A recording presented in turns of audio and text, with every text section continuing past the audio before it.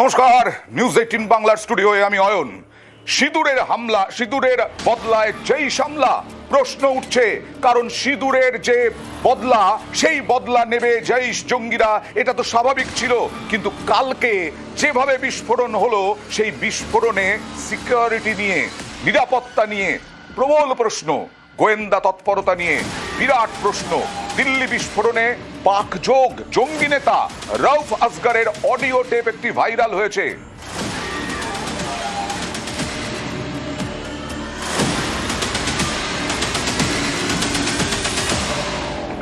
জঙ্গি নেতা রউফ আসগর, এই হচ্ছে জঙ্গি নেতা রউফ আসগর। কে? এ হচ্ছে মাসুদ আজাহারের ভাই, জৈশ জঙ্গি। এই হুঁশিয়ারি দিয়েছিল এই রউফ আসগর গত কয়েকদিন আগে। কি হুঁশিয়ারি দিয়েছিল? নিউজ রুম থেকে রয়েছে আমার সহকর্মী অতনু এবং কর্নেল, অবসরপ্রাপ্ত সেনাকর্তা কর্নেল বাবুল চন্দ আমার সঙ্গে রয়েছেন। আমি প্রথমে অতনু, এই যে মাসুদ আজাহারের ভাই রউফ আসগর, আমরা গতকাল থেকেই বলছি যে অপারেশন সিঁদুরের পর জঙ্গি নিকেশ আমরা করেছি, তার বদলে কি রসগোল্লা ছুড়বে জঙ্গিরা? না, সেই ঘটনাই ঘটালো। এই রউফ আসগর কি হুমকি দিয়েছিল, কি হুঁশিয়ারি দিয়েছিল? এই রউফ আসগরকে বলা হয় সেকেন্ড ইন কমান্ড, অর্থাৎ জৈশে মোহাম্মদে যদি হাফিজ সাইদ না থাকে, হাফিজ সাইদ সামনে থাকে কিন্তু পিছন থেকে মাস্টার মাইন্ড হচ্ছে তার ভাই রউফ আসগর। কদিন আগের একটা অডিও লিক হয়েছে, যে অডিও থেকে পাওয়া যাচ্ছে রউফ আসগর বলছেন যে তারা সব অস্ত্র কিনে ফেলেছে, তারা সেই সব অস্ত্র কিনে ফেলেছে। ভারত ডিফেন্সের জন্য, নিজের নিরাপত্তার জন্য যত টাকাই খরচ করুক না কেন পার পাবে না। অস্ত্র কিনে তারা সেই অস্ত্র দিল্লির পথে পাঠিয়ে দিয়েছে। এই ভাইরাল অডিও ক্লিপ বিভিন্ন সোশ্যাল মিডিয়ায় ঘুরছে, কিন্তু এই অডিও ক্লিপের কোনো সত্যতা আমরা যাচাই করিনি। কিন্তু নিঃসন্দেহে নিরাপত্তার দায়িত্বে যারা রয়েছেন তারাও এটা নিয়ে ভাবনা চিন্তা শুরু করেছেন এই অডিও ক্লিপের সত্যতা কতটা। কারণ মনে করা হয়েছিল অপারেশন সিঁদুরের সময় এই রউফ আসগরকে মেরে ফেলা সম্ভব হয়েছে, কিন্তু পরে এই অডিও ক্লিপ প্রমাণ করছে হয়তো রউফ আসগর বেঁচে গিয়েছে বা রউফ আসগরের নাম করে অন্য কেউ এই ধরনের হুমকি দিচ্ছে। কিন্তু হুমকি মারাত্মক, তার কারণ এই হুমকি এই অডিও ক্লিপের সঙ্গে গতকালের বিস্ফোরণ, সেই বিস্ফোরণ নতুন করে ভাবাচ্ছে। আরও একবার জানিয়ে রাখি অডিও ক্লিপে কি রয়েছে। ভারত তার নিরাপত্তার জন্য যতই খরচ করুক না কেন, তাদের অস্ত্র কেনা হয়ে গিয়েছে, সেই অস্ত্র তারা দিল্লির পথে পাঠিয়ে দিয়েছে দাবি করছে রউফ আসগর বা রউফ আসগরের নাম করে কেউ তাদের এই অডিও ক্লিপে। এবং সবচেয়ে গুরুত্বপূর্ণ জায়গা এখানে, এই রউফ আসগর এর আগেও দিল্লিতে হামলা চালানোর মাস্টার মাইন্ড ছিল, পার্লামেন্ট অ্যাটাকের মাস্টার মাইন্ড এই রউফ আসগর। শুরু করতে হবে সেই কান্দাহার বিমান হাইজ্যাক থেকে, মাস্টার মাইন্ড রউফ আসগর। তারপরে পুলওয়ামা, পাঠানকোট, পার্লামেন্ট হামলা, এই সব কিছুর মাস্টার মাইন্ড এই রউফ আসগরের হুমকি কোনো মতেই হয়তো খুব লাইটলি, খুব হালকাভাবে নেওয়া যায় না। অস্ত্র পাঠিয়ে দেওয়া হয়েছে মানে কি? তার মানে পাকিস্তান থেকে সীমান্ত পার হয়ে অস্ত্র এসে দিল্লির পথে চলে গিয়েছে। অস্ত্র মানে এখানে বিস্ফোরক হতে পারে, অস্ত্র মানে অ্যামুনেশন হতে পারে।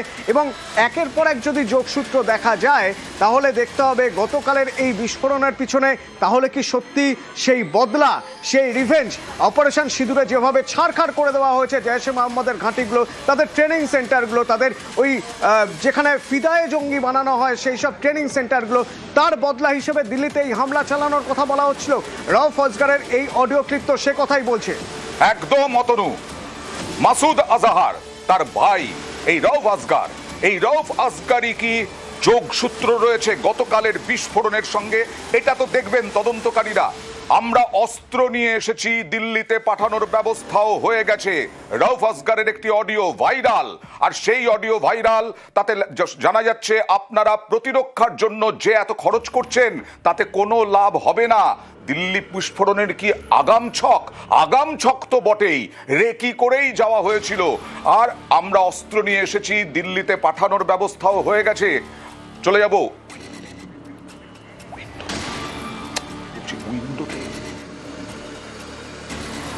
চলে যাব কারণ বিস্ফোরণ হলো, 12 জনের মৃত্যু হলো, ছারখার হলো দেহ।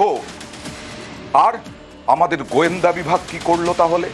কতটা গাফিলতি? আমি প্রথমেই চলে যাব কর্নেল বাবুল চন্দর কাছে। কর্নেল চন্দ, এত বড় একটা কয়েকদিন আগে হওয়া এই রকম হুমকি হুঁশিয়ারি, তারপরে দিল্লিতে বিস্ফোরক নিয়ে ঢুকে গেল জঙ্গিরা, কালকে সকালেই ফরিদাবাদে হাজার হাজার বিস্ফোরক উদ্ধার হলো, তারপরেও এই বিস্ফোরণ, তারপরেও জঙ্গি হামলা।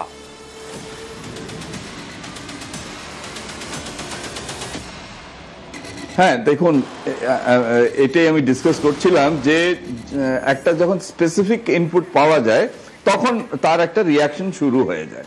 তো এই যে দিল্লিতে পাঠিয়ে দিয়েছে, ওটা ফরিদাবাদ মডিউল যখন বাস্ট হলো আর ওখানে সব পাওয়া গেল, তো তখন হয়তো একটা ল্যাক্সিটি এসে গেছিল যে আমরা যা অ্যাচিভ করতে চাইছিল সেটা আমরা ধরে নিয়েছি। বাট ওরা হয়তো এটা মানে আগেই প্ল্যান করে নিয়েছিল, কারণ কি এটার সঙ্গে লিঙ্ক আমাদের করতে হবে যে কাশ্মীরে অক্টোবর মাসে যে জৈশ-এ মোহাম্মদের পোস্টার্স বেরিয়েছিল, ওখান থেকে ওরা ইনভেস্টিগেশন করতে করতে ফরিদাবাদ মডেলের কাছে পৌঁছেছে। তো ওখান থেকে ওরা ধীরে ধীরে করছিল, কিন্তু হয়তো এটা একটা প্রিকশনারি মেজার নিতে পারতো যে এরকম হয়তো অন্য কেউ করতে পারে। তো ওখানে যদি চেকিং শুরু হয়ে যেত পার্কিং আর এইসব জায়গায়, তাহলে হয়তো এটা হতে পারতো না। অতটুকু আমি বলি যে হ্যাঁ একটা মিস্টেক বা ল্যাক্সিটি হয়েছে একেবারেই, কারণ না হলে এই রকম বিস্ফোরক নিয়ে ঢুকে গেল। বিস্ফোরণের মুহূর্তের ছবি আরো একবার দেখাবো। গতকাল সন্ধে 6:52 বিস্ফোরণের আওয়াজ, হতভম্ব সবাই।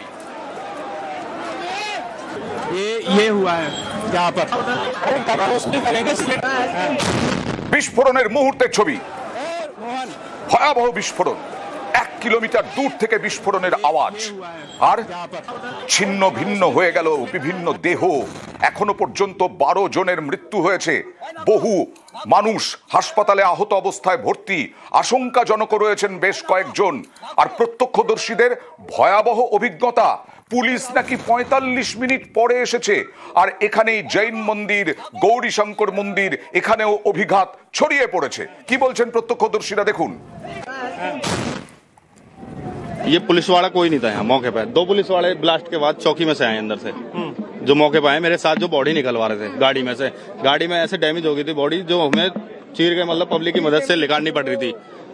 फिर 10 मिनट बाद पुलिस प्रशासन आया यहाँ पे, जो बॉडी निकलवाया। 4 बॉडी मैंने टैक्सी ड्राइवर की ड्रेस में वो निकलवाई है, एक जिंदी, बाकी 3 बॉडी। गाड़ी जो आपने आइडेंटिफाई की है वो कहाँ क्या नंबर था, कैसी गाड़ी थी? मैं नंबर पूरा याद नहीं, मैं नंबर प्लेट मैंने दीवार से उठा के उस गाड़ी की आधी थी। HR नंबर HR 26 करके लास्ट में 7674 है। अच्छा, हाँ, हरियाणा की नदीम ना, उस मोमडन का ही नाम है, नदीम करके कुछ नाम था उसमें। मैं इतने उसके नंबर के फोटो लेने वाला था, इतने एक पुलिस वाला उसे बंद करके गाड़ी चल रही थी, चली हुई गाड़ी जो फर्स्ट में जिसमें ब्लास्ट हुआ। कैजुअलिटी नीचे रोड पे से 2 लोग उठाए जो आधे हैं, शरीर में आधे, शरीर में आधे पूरे भी नहीं, आधे जो उठा के गाड़ी एम्बुलेंस में रखे। बाकी 4 गाड़ियों में से निकाले जबरदस्ती, जो लोहे में उसमें दब गए हैं, गाड़ी डैमेज हो गए हैं। एक गाड़ी ब्लास्ट होने के बाद कुछ देर के बाद फिर दूसरी CNG गाड़ी थी, सारी CNG ब्लास्ट होने लगी, पब्लिक हटाई, जब भी उसमें से बॉडी निकाल रहे हैं। पहली जो गाड़ी में धमाका वो कितनी तेज था धमाका, जो पहली गाड़ी में? गाड़ी में इतना तेज धमाका था, यहाँ से मैं कह रहा हूँ 1 किलोमीटर तक धमाका गया, इतना तेज धमाका था। 10-12 गाड़ी खत्म है मौके पे जो थी। আর এবার দেখাবো যে গাড়িতে বিস্ফোরণ হয়েছে, এই গাড়িতে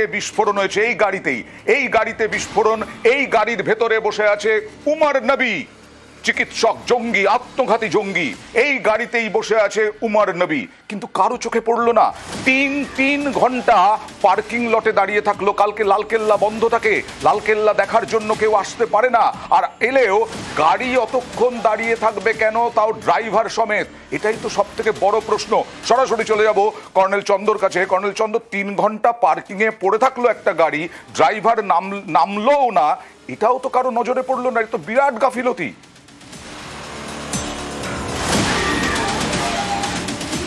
হ্যাঁ দেখুন, এটা একটু অন্যরকম করে আমরা দেখি যে একটা গাড়ি ওখানে দাঁড়িয়ে আছে, parking, that is authorised government parking. হ্যাঁ, লালকিল্লা বন্ধ ছিল, তাও হয়তো ওখানে পার্কিং অ্যালাউড। তো এখন ব্যাপারটা হলো অনেকেই ওখানে আসে, গাড়ি পার্ক করে অন্য কোথাও চলে যায়, কেন কি that is authorised government parking. এখন এই জিনিসটা নিশ্চয়ই একটা সিসিটিভি ক্যামেরাতে উঠেছে যে একটা গাড়ি ওখানে 3 ঘন্টা দাঁড়িয়ে আছে। তো এটা হতেই পারে যে কেউ হয়তো পিকচার দেখতে গেছে বা অন্য কোথাও গেছে, গাড়িটা ওখানে পার্ক করে গেছে। তো এরকম একটা মেকানিজম নেই আমাদের কাছে যেটা 3 ঘন্টা কেন দাঁড়িয়ে আছে, গাড়ি ভিতরে ড্রাইভার কেন বসে আছে। ড্রাইভার থাকতেই পারে, অনেক সময় অনেক পার্কিং এ দেখবেন যে ড্রাইভার ওখানেই আইদার ভিতরে বসে গান শুনছে বা ওখানেই ঘোরাফেরা করছে। তো এটা আমার মনে হয় যে এটা কোনো অ্যালার্ম কজ করে না। বাট এই ইস্যুতে দেখতে গেলে যে হ্যাঁ, হয়তো কেউ জিজ্ঞেস করতে পারতো যে তুমি 3 ঘন্টা থেকে বসে আছো, আজকে তো লালকিল্লা বন্ধ, কি ব্যাপার। এখন এই জিনিসটা যদি ওখানে যারা আছে সিকিউরিটিতে তাদের মাথায় ঢোকানো হয় তা নিশ্চয়ই এটাও নিশ্চয়ই, মানে আমি বলতে চাইছি এই কারণে যে দিল্লির মতো একটা জায়গা, সেনসিটিভ জায়গা, লালকেল্লা টার্গেট হতে পারে এরকমটাই আশঙ্কা আমাদের এখনো আছে। সেই জায়গাটাকে তো বেছে নিয়েছে জঙ্গিরা এবং রেকি করেছে। আমি আপনার কাছে আসবো, তার আগে দেখাই এই গাড়িটা কোথা থেকে কোথায় আসছে। দেখুন, বদরপুর বর্ডার থেকে এই গাড়িটা এসেছে। বদরপুর বর্ডার পার করে তারপরে কোথায় কোথায় গেছে, আউটার রিং রোড দিয়ে ওল্ড দিল্লিতে, আউটার রিং রোড দিয়ে ওল্ড দিল্লি এবং সুনেহেরি মসজিদে পার্কিং। 3 ঘন্টা এখানেই গাড়ি, এখানে প্রচন্ড ভিড় থাকে। তার উপরে মেট্রো স্টেশন এবং সপ্তাহের প্রথম দিন সোমবার ভিড় থাকে, গাড়ির ভিড়, মানুষের ভিড়, অটোর ভিড়।